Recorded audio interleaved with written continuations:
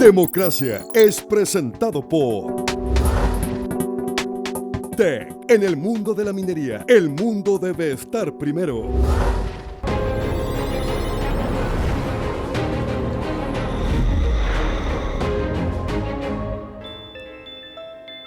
¿Cómo están? Bienvenidos y bienvenidas a Democracia en CNN Chile.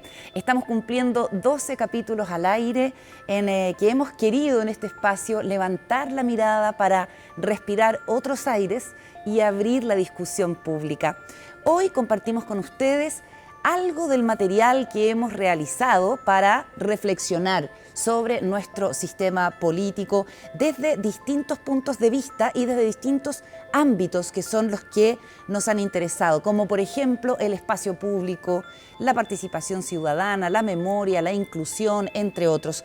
Además, conversaremos con una eminencia del pensamiento actual, el profesor estadounidense Michael Sandel, que lanzó este año una reedición de su libro El descontento democrático, que originalmente salió en 1996, en plena década de los 90, y cuando ya anticipaba la frustración que producía entre los ciudadanos la globalización económica que se estaba produciendo con efectos que vemos en el día de hoy. Así es que los invitamos a participar con nosotros de este capítulo 12 de Democracia.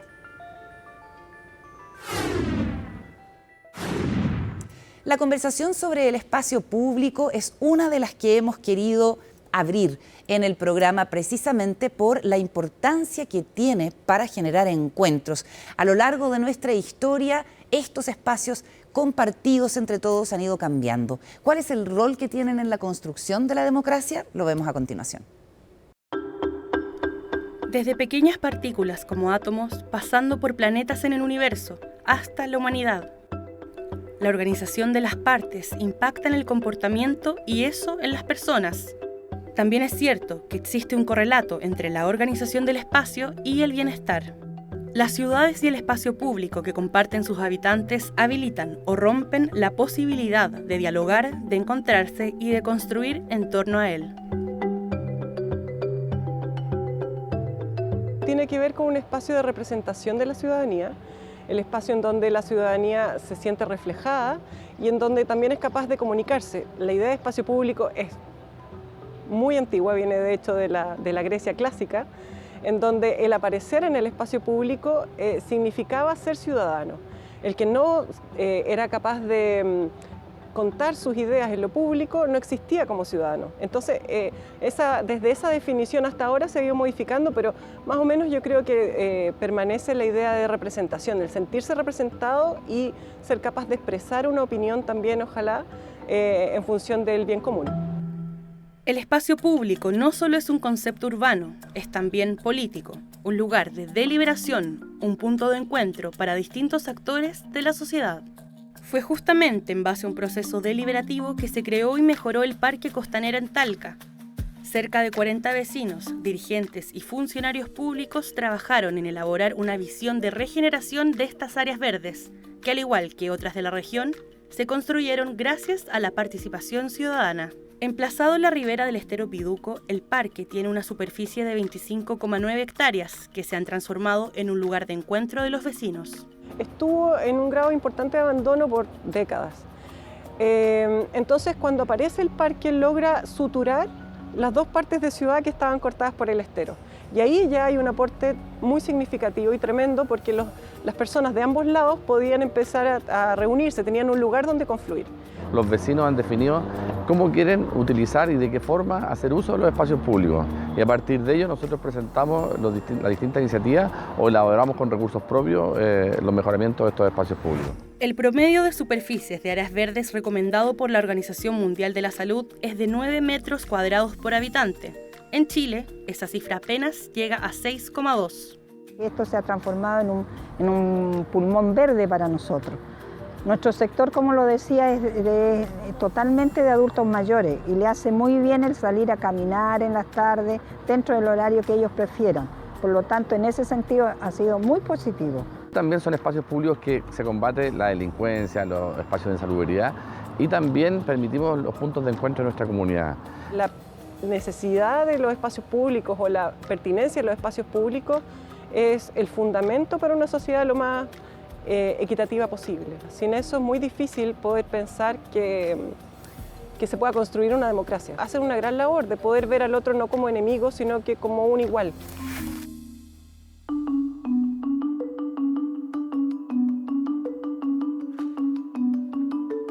Cada persona, cuando los reuníamos, los pasaba en una carpeta y nosotros teníamos que dibujar qué es lo que queríamos para este espacio que se estaba perdido. Muchos decían áreas verdes, canchita para los animalitos también, mesa de ping-pong, y empezamos hasta que ya hace 2 años atrás nos llegó la resolución de decir se hace.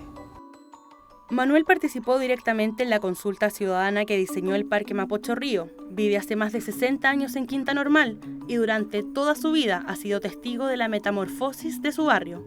Semana a semana, a través de dibujos, la comunidad diseñaba y plasmaba en el papel las ideas que por mucho tiempo tuvieron lugar en sus mentes.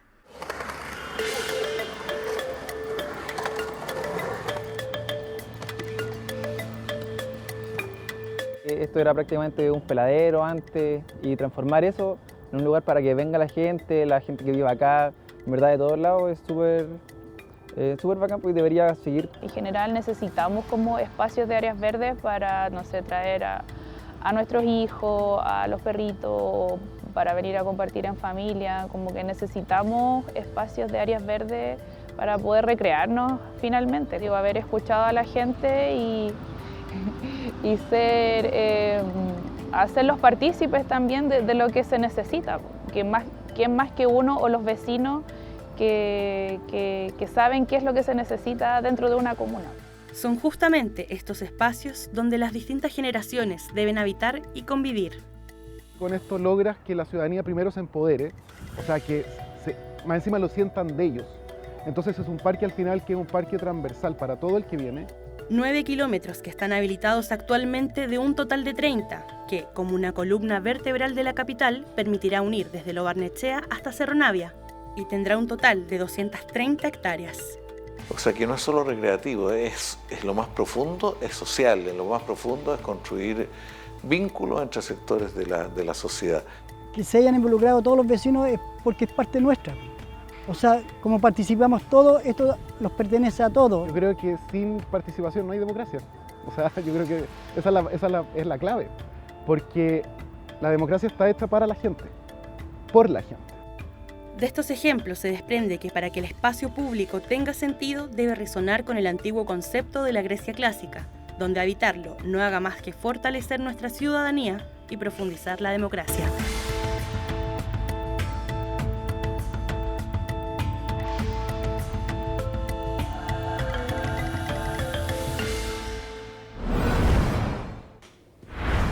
Y es precisamente en el espacio público donde ejercemos parte importante de nuestra participación cívica, que es mucho más que el derecho a elegir a nuestros representantes.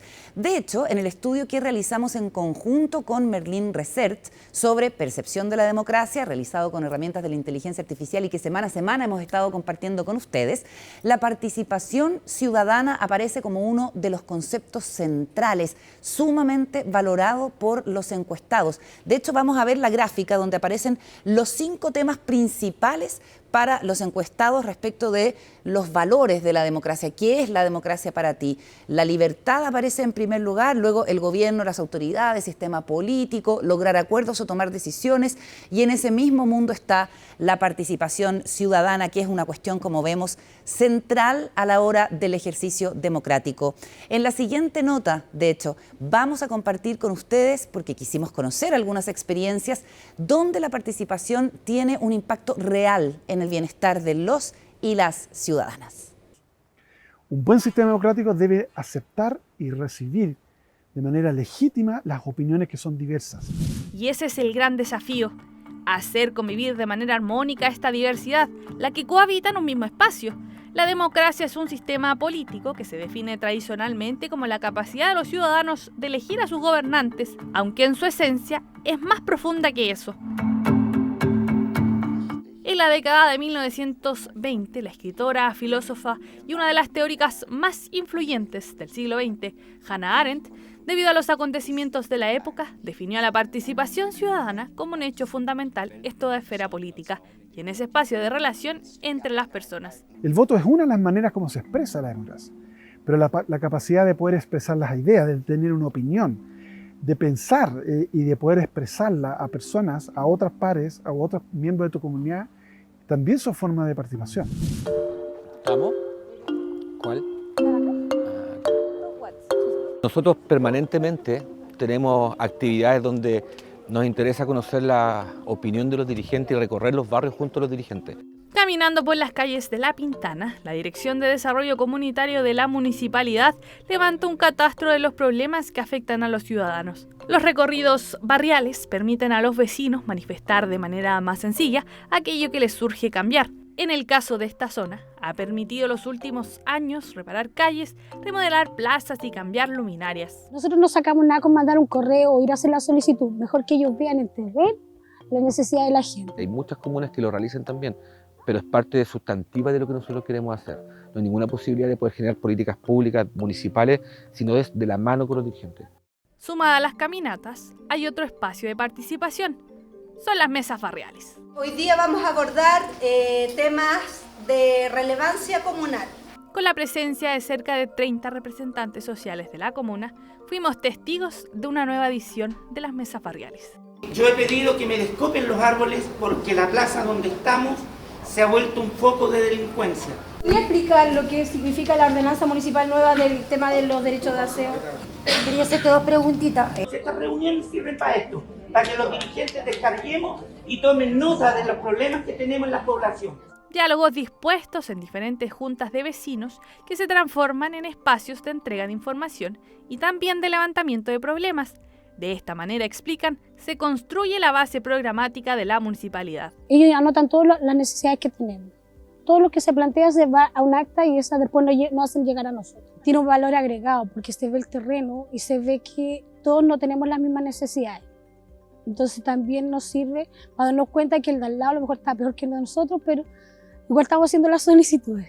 Y todo eso a nosotros nos sirve porque también lo podemos quejar con ellos. Les podemos decir, oiga, están haciendo mal la pega, ¿qué está pasando? ¿Cómo lo hacemos para solucionarlo? Porque la idea en las mesas barriales es buscarle la solución a los problemas que tenemos aquí dentro de la comuna. No tiene que ver solamente con esta democracia de participar votando, es un tipo de participación. La participación también para nosotros tiene que ver con esto, ¿no? Con caminar juntos. La participación ciudadana también se refleja en las consultas que realizan desde los diferentes organismos gubernamentales. En la región de la Araucanía en 2021 se hizo la primera y desde ahí a la fecha se han realizado 3 ediciones. A través de una plataforma digital, los habitantes de la zona con acceso a internet han podido entregar sus opiniones sobre temas como la continuidad del estado de excepción, la construcción de una doble vía en la ruta Freire-Villarrica y la ley de reparación de víctimas de la violencia rural y terrorismo. Hoy día las democracias modernas tienen que ocupar las herramientas que estén disponibles para hacer las consultas a la gente y esto va con estas 3 consultas que yo hice, que son obviamente de temas relevantes para la región. La participación ciudadana es clave. Hoy día las instancias en las cuales la gente puede participar no son muchas. Yo creo que son absolutamente necesarias estas participaciones ciudadanas. Esa herramienta de la consulta nutre de legitimidad a la autoridad que ejerce esa consulta. El tema de la representación es siempre compleja porque obviamente como son consultas voluntarias, no son mandatadas ni obligatorias, muchas personas pueden eventualmente restarse, pero eso no le quita el valor que representa la información para quien tiene que tomar decisiones. Como ya hemos visto, la democracia como sistema tiene varias dimensiones. Por un lado electoral, que se representa con el voto, la de participación y la deliberativa. De esto último trató el proceso constituyente impulsado por el gobierno de Michelle Bachelet. Fue el primer proceso constituyente a nivel mundial que tuvo una metodología de deliberación pública para hablar sobre los contenidos constitucionales, ¿ya? Esa metodología se denominó convergencia deliberativa y tuvo un elemento que fue muy distintivo, que fueron los encuentros locales autoconvocados. Fueron grupos de entre 15 a 30 personas que se autoconvocaron y llegaron a un planteamiento final de ideas para desarrollar una posible constitución. Se pudo evidenciar la capacidad de organización, diversidad y la convergencia de ideas. Fueron 9.000 los encuentros que lograron entregar informes y 200.000 las personas que participaron de ellos. Y se crearon mecanismos institucionales para que la deliberación pudiera incidir en las decisiones políticas. Entonces creo que esa es la gran importancia, porque la ciudadanía se organizó en distintos formatos, ¿ya?, para poder incidir en los contenidos constitucionales. Junto a los encuentros también se realizaron cabildos provinciales y regionales. Toda esta información fue sistematizada y posterior a eso se presentó un proyecto constitucional. Se tiene que ir regulando, tiene que haber una institucionalidad para que la participación y la deliberación incida en la decisión política, porque yo creo que muchas de la desconfianza o de la desafección es que las personas muchas veces participan pero después no logran visualizar cómo eso influyó en alguna decisión. Todas acciones de participación que buscan profundizar y mantener viva la democracia. Entonces la participación está muy anclada a la idea de darle legitimidad al sistema democrático. Los regímenes autoritarios por eso normalmente restringen, limitan, sancionan a quienes se desvían de los principios, de las normas y de las posiciones que ellos adoptan como fundamentales para vivir en sociedad. 3 casos para presentar distintas dimensiones de la participación ciudadana que a partir de la votación, participación y deliberación buscan fortalecer, hacer viva a la democracia y poner el centro a las y los ciudadanos.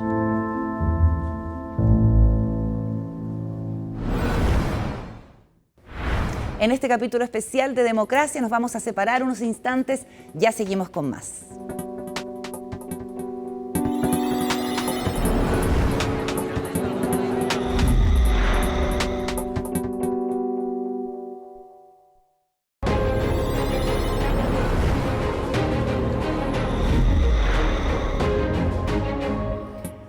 De regreso en Democracia llega un momento bastante especial en que vamos a conversar con Michael Sandel, que es filósofo político y académico de la Universidad de Harvard, especializado en temas de justicia, ética, democracia y mercados, autor de una serie de libros, entre ellos El descontento democrático, editado en 1996, y que advertía entonces la frustración que se incubaba entre los ciudadanos producto de la globalización económica.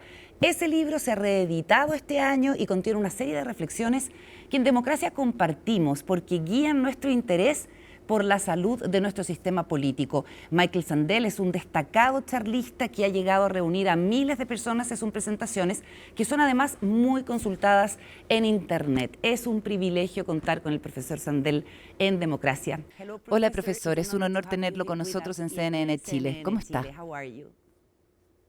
Me alegro de estar contigo, Carola. Comencemos por el título de la nueva edición, El descontento de la democracia, una nueva edición para nuestros tiempos peligrosos. ¿Cómo podría describir el momento histórico que atravesamos? En lo que respecta a la democracia, la mayor amenaza a la que nos enfrentamos hoy en día en las democracias de todo el mundo es la profunda polarización que vemos. Es como si hubiéramos perdido el arte del diálogo democrático. No somos muy buenos escuchándonos unos a otros y razonando unos con otros a través de nuestras diferencias. Las diferencias y la polarización se han vuelto tan profundas hoy en día, Carola, que en las democracias de todo el mundo, la propia democracia está en peligro debido a ello. Hay un debate sobre la polarización. ¿Es solamente en las élites o los ciudadanos también están polarizados? ¿Qué opina? Hemos visto la polarización en las élites y también en los ciudadanos. Hemos visto esto en Estados Unidos desde la elección de Donald Trump. La polarización se ha extendido mucho más allá del ámbito político. De modo que cuando las familias se reúnen para vacaciones, para celebrar ocasiones especiales, por ejemplo, acabamos de tener la fiesta estadounidense de Acción de Gracias, un momento en que las familias se reúnen alrededor de la mesa de la cena. Las familias se dividen muy a menudo con algunos miembros que sienten muy fuertemente de una manera y otros de otra manera acerca de la política y, en el caso de los Estados Unidos, sobre Donald Trump. Así que lo que vemos es que la polarización se ha vuelto tan profunda hoy en día, Carola, que en las democracias de todo el mundo, la democracia misma está en peligro a causa de ello.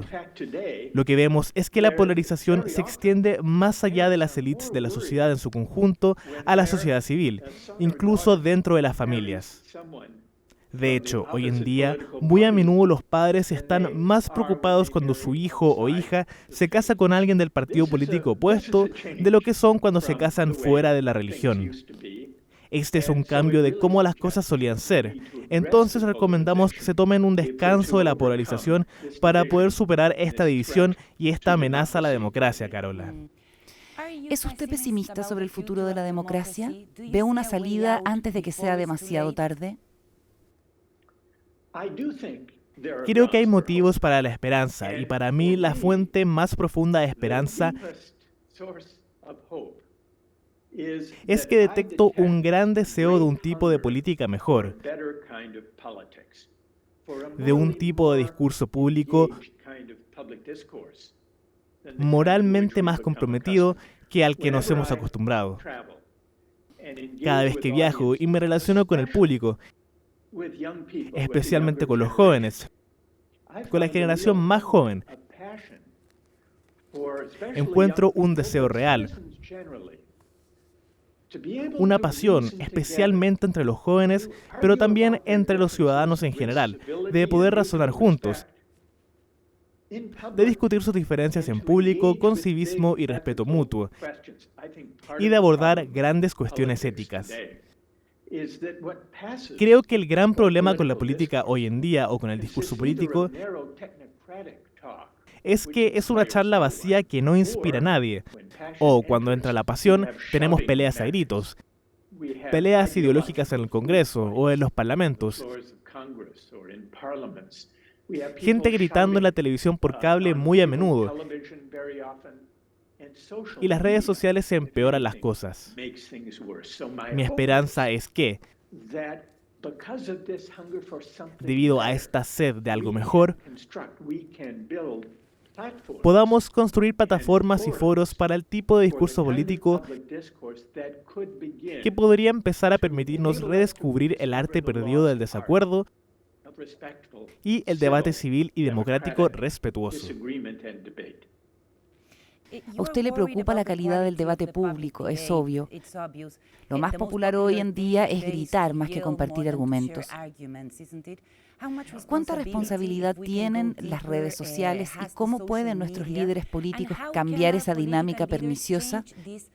Porque pareciera que no hay incentivos para cambiarla. Creo que estás en lo correcto. Hay harto que discutir. Los políticos y sus partidos no han estado a la altura, han ensanchado las posiciones polarizadas. Los medios masivos de comunicación no han hecho un trabajo lo suficientemente bueno en crear foros para discusión genuina y debate para personas de distintos entornos sociales y posiciones políticas. Yo diría que nuestras instituciones educativas no han hecho un trabajo lo suficientemente bueno en educación cívica para cultivar en los jóvenes la capacidad de razonar juntos y discutir juntos de una manera civilizada y respetuosa. Y por último, las redes sociales empeoran las cosas, porque el modelo de negocio de las empresas de redes sociales depende de los intereses de los ciudadanos.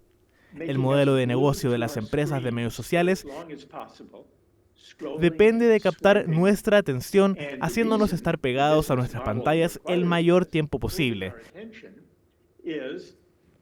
desplazándose y deslizándose. Y la razón por la que el modelo de negocio requiere mantener nuestra atención es que les permite recoger nuestros datos personales para lanzarnos publicidad dirigida. Pero para mantener nuestra atención han descubierto que la mejor manera de hacerlo es enfurecernos, indignarnos con lo que nuestros oponentes políticos dicen. Los oponentes políticos tienen que decir que han descubierto la manera de hacer esto para mantenernos comprometidos. Lo llaman engagement. Es en realidad una especie de activación para absorber nuestra atención por el suministro de noticias y artículos indignantes que el algoritmo predice que nos mantendrá fascinados, porque va a capturar nuestras emociones. Y esto está en profunda contradicción con el tipo de discurso público saludable que depende de la reunión con aquellos con los que no estamos de acuerdo. El razonar con ellos, discutiendo con ellos, escuchando para tratar de averiguar qué creen y por qué, de modo que podamos responder de una manera reflexiva. Así que creo que tenemos que cambiar todos estos aspectos de nuestra vida social y política, incluido el modelo de negocio de las redes sociales, si queremos tener muchas esperanzas de reavivar el debate público democrático. Usted dice que como ciudadanos necesitamos crear una economía relacionada con el proyecto de autogobierno. Eso significa que el poder económico tiene que estar sometido al control democrático. ¿De qué manera afecta el capitalismo neoliberal a nuestro sistema político? ¿Y cómo se imagina usted que esto puede cambiar? Bueno, la versión neoliberal de la globalización que se llevó a cabo en las últimas 4 o 5 décadas contribuyó a crear las divisiones que tenemos hoy. No solo creó desigualdades cada vez mayores de ingresos y riquezas, sino que también profundizó la división entre ganadores y perdedores, porque los que llegaron a la cima durante este periodo llegaron a creer que su éxito era obra suya, una medida de su mérito, y que por lo tanto merecían toda la recompensa que el mercado les otorgaba. Y por implicación, los que luchan deben merecer también de su destino. Así que hoy tenemos una sociedad profundamente dividida entre los ganadores y los perdedores de la globalización neoliberal. Y no ha habido realmente un intento de hacer frente a estas desigualdades de ingresos y riqueza. E igualmente importantes las desigualdades de reconocimiento social, de respeto y estima. Muchos trabajadores sienten que su trabajo y su contribución a la economía y al bien común no son respetados por los de arriba. Y por eso creo que necesitamos, como parte de la curación de esta división entre ganadores y los llamados perdedores,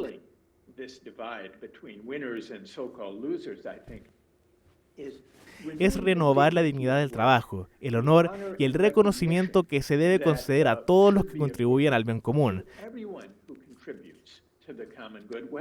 sean o no élites bien acreditadas con títulos avanzados.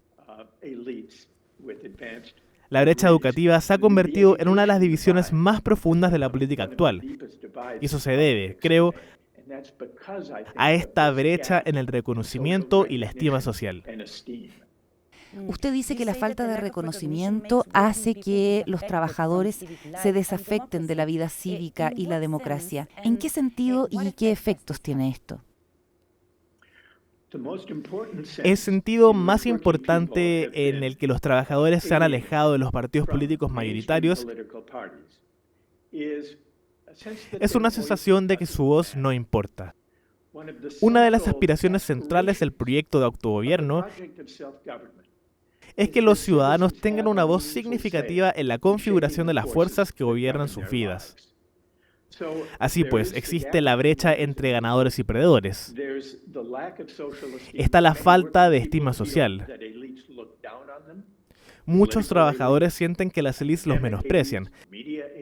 Las élites políticas, las académicas, las mediáticas. Así que esa es una de las fuentes de la ira y el resentimiento al que apelan los políticos populistas autoritarios como Donald Trump.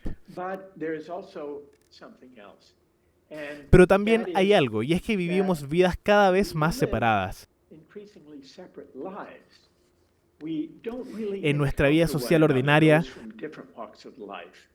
no nos encontramos realmente los unos con los otros. Vivimos, trabajamos, compramos y jugamos en lugares distintos. Enviamos a nuestros hijos a escuelas diferentes. Una democracia sana no requiere una igualdad perfecta, pero sí que los ciudadanos de distintos orígenes sociales y económicos se encuentren, se choquen en el curso de nuestra vida cotidiana, porque así es como aprendemos a negociar y a vivir con nuestras diferencias. Y así es como llegamos a preocuparnos por el bien común, cómo llegamos a considerarnos ciudadanos democráticos que comparten un proyecto común. Y creo que estas son algunas de las fuentes de las divisiones que tenemos que curar si queremos que la gente sienta que su voz importa en la vida pública, lo que va directo al corazón de lo que significa la ciudadanía democrática. Entre la edición original del Descontento Democrático en 1996 y ahora, ¿cree que se ha avanzado en la lucha contra la desigualdad? ¿La situación es mejor o peor? Desgraciadamente, la situación ha empeorado desde la primera edición de El malestar de la democracia. Eso fue a mediados de los años 90. Era el momento en que la Guerra Fría había terminado, el muro de Berlín había caído y la era de la globalización basada en el mercado parecía ofrecer paz y prosperidad para todos. Pero, de hecho, durante los 26 o 27 años transcurridos desde la aparición del libro,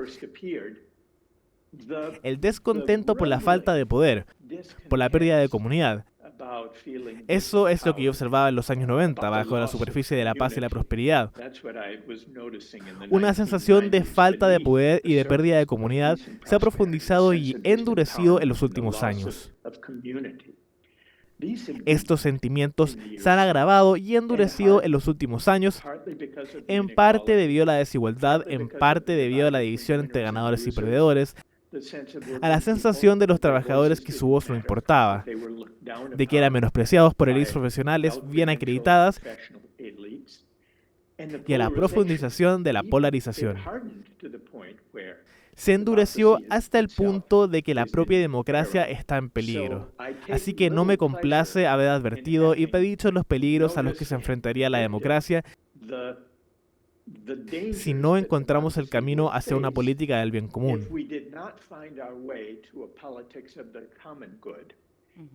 Y el proyecto de encontrar el camino hacia una política del bien común es aún más urgente hoy en día. Cuando vemos la polarización resultante, cuando carecemos de un lenguaje común, de una forma de hablarnos unos a otros como ciudadanos democráticos, de un modo que nos respete, que respete nuestras diferencias de opinión y de origen. Por eso creo que la tarea es aún más urgente. La amenaza a la democracia es aún más evidente y pronunciada, Carola. ¿Cómo se le puede hacer frente a la desigualdad hoy en día? Porque muchos economistas dicen que siempre habrá brechas y que no hay nada que hacer al respecto. Bueno, siempre habrá brechas, eso es cierto. Es difícil imaginar una sociedad en la que no hubiera diferencias de renta y riqueza. Eso no significa que debamos ser complacientes con la desigualdad que aflige a nuestras sociedades. En Estados Unidos hemos respondido tradicionalmente a la desigualdad. Tenemos más desigualdad que muchas democracias europeas. Siempre nos hemos contado una historia reconfortante al respecto. Hemos dicho que en Estados Unidos tenemos movilidad, la oportunidad de ascender. Nadie está relegado al destino de su nacimiento. Así que no tenemos que preocuparnos tanto por la desigualdad. Es posible ascender. El problema es que hoy en día las sociedades que tienen más igualdad son también las que tienen más movilidad. El número de generaciones que tarda, en promedio, alguien nacido en una familia pobre en alcanzar la renta media en Dinamarca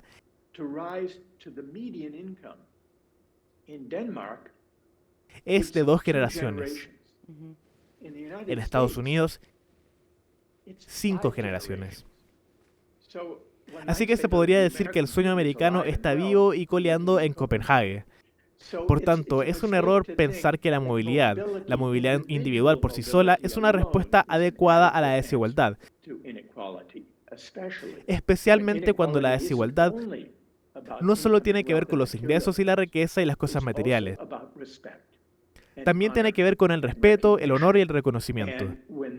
Y cuando la desigualdad penetra en esas dimensiones de nuestra vida moral y cultural, y en la forma en que nos miramos unos a otros, entonces empieza a socavar la sensación de que compartimos un proyecto común como ciudadanos democráticos. Michael, ¿usted apoya la idea de la desglobalización? La crisis del COVID-19 nos mostró que la interdependencia puede ser peligrosa y que las comunidades autónomas pueden ser más fuertes para resolver los problemas. Tienes razón, la pandemia COVID puso en tela de juicio algunas de las versiones extremas. Algunos la llaman hiperglobalización, en la que asumimos que podíamos subcontratar trabajos a países con salarios bajos, en la que asumimos que podíamos confiar en cadenas de suministro que nos proporcionarían todo lo que necesitaríamos, incluso en caso de emergencia. Durante la pandemia, esto resultó no ser cierto. En Estados Unidos, por ejemplo, descubrimos que ni siquiera podíamos acceder durante meses a las mascarillas protectoras o a los suministros médicos y farmacéuticos que necesitábamos, porque ya no los producíamos. Las cadenas de suministro se extendían hasta China, y durante la pandemia, durante la emergencia mundial,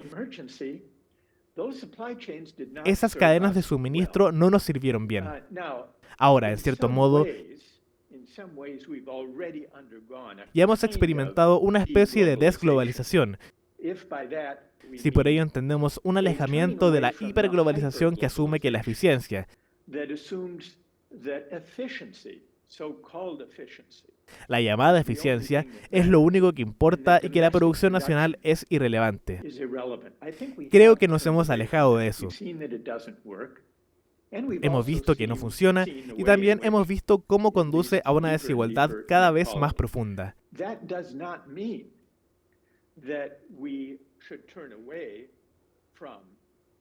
Eso no significa que debemos dejar de prestar atención al comercio y al compromiso con el resto del mundo, más allá de nuestras fronteras.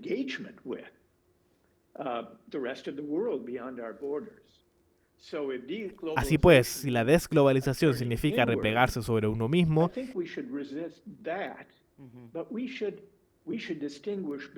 creo que deberíamos resistirnos a ello, pero deberíamos distinguir entre un tipo de globalización saludable que eleve nuestra mirada más allá de nuestras propias fronteras, que se comprometa con otras culturas y países tradicionales. Es un tipo de globalización saludable, deseable y mutuamente beneficiosa. Pero creo que para conseguirlo tenemos que replantearnos, y creo que hemos empezado a replantearnos la versión neoliberal ortodoxa de la hiperglobalización, que en su día se describió como el consenso de Washington, en el que imponíamos a los países de todo el mundo nuestra visión de una especie de globalización hipercapitalista e impulsada por las finanzas. Creo que la crisis financiera y la pandemia del COVID lo han puesto en tela de juicio, por lo que creo que estamos tratando de encontrar un mejor equilibrio. Michael, para finalizar, por favor, hábleme de la iniciativa que usted y su esposa, la profesora Kiku Adato, tienen para involucrar a los niños en la vida cívica. Sí, bueno, gracias por preguntar. Mi esposa y yo estamos trabajando en un proyecto global de educación cívica. Se basa en un cuento infantil que escribió mi esposa, Kiku Adato, y que invita a niños y jóvenes a reflexionar sobre cuestiones éticas bastante importantes.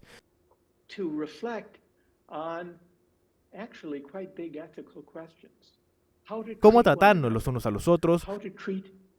¿Cómo tratar a las personas que pueden ser extrañas para nosotros? ¿Qué hacer cuando nos encontramos en una forma de comunidad en la que puede que no conozcamos a todo el mundo? En la que puede que temamos a los forasteros.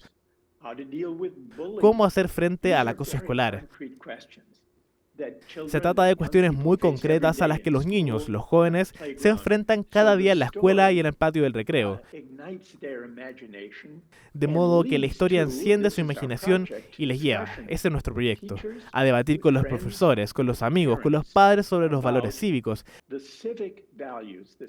las virtudes cívicas de pensar juntos, razonar juntos, sobre cómo debemos convivir en armonía unos con otros. ¿Qué significa tratarse con justicia y respeto? Antes hablábamos, Carola, de lo que tenemos que hacer. ¿Cuáles son las fuentes de esperanza para la democracia? Bueno, este es el Babian Story Project, como lo llamamos. Babian es el monstruo que figura en la historia. Babian Story Project es un intento de que los niños empiecen desde pequeños a aprender el arte de la discusión cívica sobre la base del respeto mutuo. Así que es un pequeño paso en la dirección de intentar revivir el arte de escuchar y aprender juntos. Eso es genial e inspirador. Profesor Sandel, muchas gracias por su tiempo en esta conversación. Un placer. Gracias, Carola. Nos vamos a la pausa, ya seguimos con más en Democracia.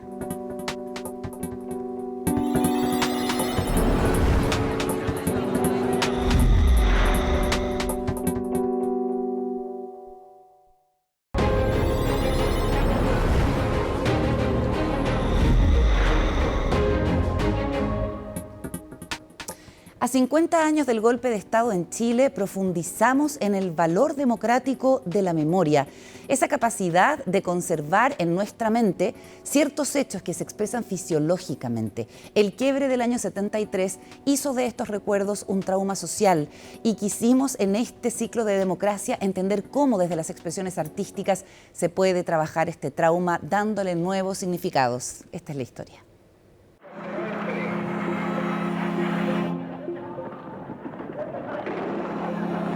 En la historia hay momentos que dejan marcas profundas. Y hay momentos que pueden impactar en una sociedad completa. Sabemos que el golpe militar marcó un antes y un después en la historia de Chile, pero especialmente en aquellos que lo vivieron, impactando hasta en un nivel químico. Cuando tú tienes una experiencia, esa experiencia va a involucrar cosas desde lo más micro, estamos hablando de neurotransmisores, hasta lo más macro, que vendría siendo las narraciones que yo podría decir. Este estado fisiológico, que nosotros vamos a reconocer como el recuerdo, o le vamos a llamar el recuerdo, se va a activar dependiendo de cuán robustas sean las vías neurales que hayan generado ese recuerdo, esa experiencia. Entonces tenemos cosas que van a ser muy, muy potentes, como por ejemplo un trauma, que van a ser aprendizajes de un puro ensayo. O sea, tú necesitas que te ocurra ese evento y ya con eso ya generaste un recuerdo que te va a afectar para toda la vida. Una huella profunda en la mente, pero en el caso de un evento colectivo, es una experiencia compartida por muchos. ¿Cómo se puede sanar un trauma colectivo cuando además es algo de lo que cuesta hablar? Lo más importante no es necesariamente el evento, sino el contexto y el vínculo que se dio. Y en ese sentido, lo que se supone que es lo traumático tiene que ver con esa incapacidad de procesar la experiencia, pero que además no hay reconocimiento ni contención para la persona en ese momento. Una historia que no solo dejó una huella en aquellos que lo vivieron, también en las futuras generaciones. Este argumento de que tú no puedes hablar o no puedes recordar o no puedes haber sido afectado por cosas que tú no viviste. Eso es una falacia, porque está bien, la experiencia primaria, la primera experiencia en primera persona es súper importante y una de las más importantes. Pero los humanos y otras especies también la tienen, pero los humanos es algo muy especial, que es la transmisión cultural.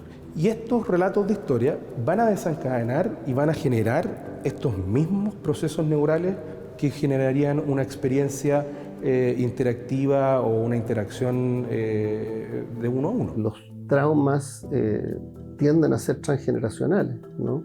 Tanto cuando una persona vive un trauma específico como en las sociedades, porque en la medida que algo no se elabora suficientemente vuelve a aparecer en otras generaciones, no solo para quienes fueron directamente afectados, sino que toda la sociedad. Y por eso que nos cuesta tanto hablar de eso. Entonces el arte hace una mediación que nos ayuda mucho. El arte nos ayuda a apelar a la memoria, nos permite hacer reflexiones públicas, estimular conversaciones y pensar el futuro. La exposición Vestigios rinde homenaje a 51 adolescentes víctimas de desaparición forzada, cuyos cuerpos aún no han sido encontrados, a través de la historia de 6 de ellos. Una conmovedora experiencia inmersiva con el testimonio de 6 mujeres, hermanas y sobrinas de estos adolescentes. Vestigios busca generar un espacio de reflexión, sobre todo intergeneracional.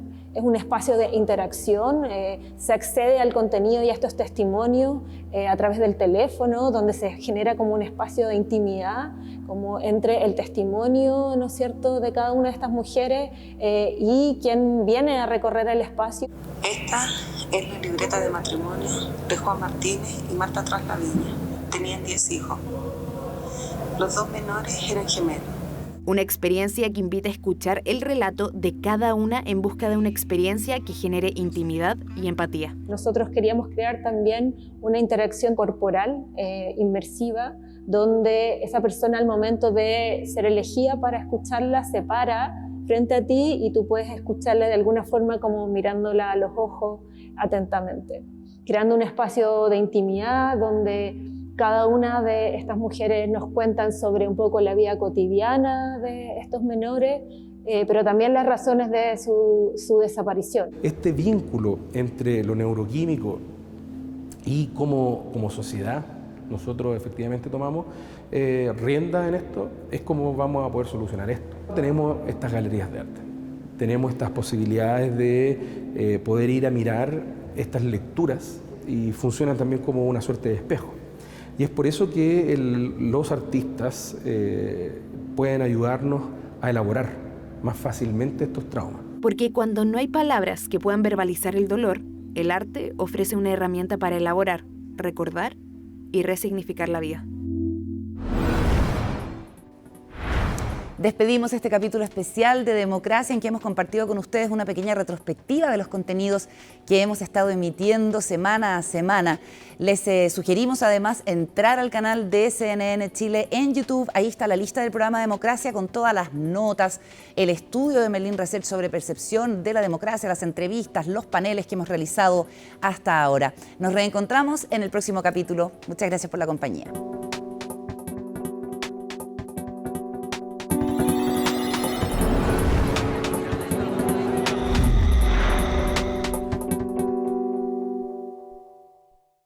Democracia fue presentado por